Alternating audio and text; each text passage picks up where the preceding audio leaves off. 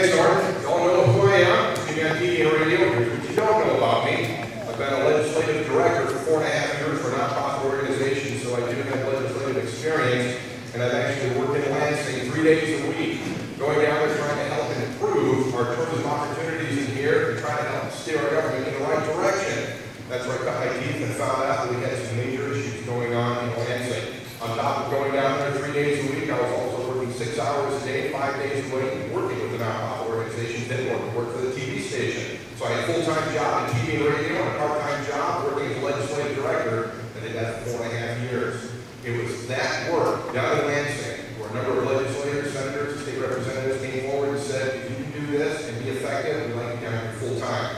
And it took me 1.5 years to think about it before I stepped away from a lucrative contract, stepped away from TV forever, at least if I do get elected for the next 6 years anyway, to try to turn things around in Lansing. It's going to take consensus building, and that's where my strengths are. Being able to pull people together who have diverse opinions and being able to come to a consensus or a conclusion and be able to move forward in an expeditious manner. And that's one thing the government is not doing. They're not expeditious. Our government is slow to react. Our businesses have about 25, some of them 30%, some of them a little bit more, and many of them have gone out of business while our government continues to sit idle and move slowly with a 10% pay cut in a matter of 2 years. Our government is not business-minded, they're not business-friendly, and they do not take care of the people. And your tax money is going to waste. And I want to go back to Lansing and fix that. Should we opt out of Obamacare in the state of Michigan? Is it bad? Is it good? And why? Maybe the original bill, the intention was good, but it rolled into a very bad idea. It goes against the Constitution, and I'm against it. The state sovereignty, I don't want to see us banned.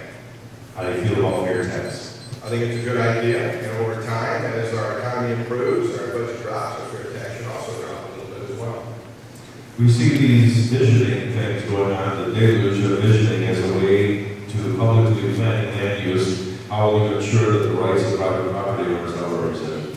Well, people should get more active for the property rights. They're the ones who need to step forward and become one voice, fight against what the government is trying to do and take over. It needs to be you that comes forward. How do you feel about the Michigan DNRE, its involvement in managing our resources, good job, bad job, and if anything should be changed? I think a lot should be changed. They're doing a very bad job. All they did was take 2 real estate buildings and merge them together and get the same people, so the problem still exists. It's over-regulation, overburdening, and the bureaucrats are still there. They've just got different titles now. We need to clean the house. We need to pull out the middle management people that continue to stay there and continue to over-regulate, over-permit in order to keep the money coming in. Their job is to make it business-friendly for us, for Northern Michigan, for people like you, not to make them come right to the point where they force you out of business, and they even go so far as to tell you, we don't want you in business, we're going to continue to find you until you give up and close down. They need an overhaul. Do you believe that Michigan should become a right-to-work state? Why not? Other states have it and they're successful. Why can't we? Why can't we learn from other states that are already doing it? South Carolina is one of them. Michigan is very slow to learn, and because of that, our economy is hurting. We need to become a right-to-work state. Any specific ideas on balancing the state's budget? You don't have to be balanced, but how will you do that? One thing I haven't heard from any of the candidates is that in the business plan, you don't work with dollars and cents, you work with percentages. If the amount of money coming in isn't there, the amount of money going out needs to change. We need to allocate percentages to different areas within our government and our state agency. If the money coming in is going down, the percentage of money is going to be going out at a lesser rate. Keep that 1 or 2% open. Don't over budget. You don't over budget, you're not going to go into the red. And that's one thing our government can't do. They can't balance the budget because they're working in an environment mentally that is not business friendly. Governments have done a business plan working with percentages. Specifically, how would you help reduce unemployment in the state?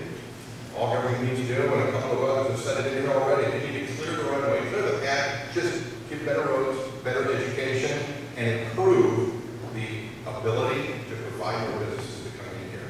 It's going to be you, the business owners, that are going to be able to employ them to do that. You have to attract them. So make it business friendly. Reduce the taxes tremendously. You're going to want to reduce the regulatory burden and the permitting process. And it's going to have to be done quickly because word travels fast. If one person doesn't like business in Michigan, they're going to tell 10 people. They're going to tell 10 people to the point where Michigan is, well, that's right, we're number 50 right now. We have to turn around and make it turn around fast and make it business friendly and not put it together with paper and put a bow on it where it looks great. The minute they open it up, they see more problems with what we're permitting. Our government needs to change their philosophical approach to business and operate in that manner.